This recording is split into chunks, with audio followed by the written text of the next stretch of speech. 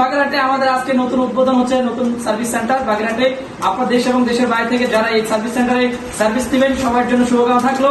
এবং আমাদের সার্ভিস সেন্টারের ওনার আমাদের এই স্যার, আপনার নাম কি?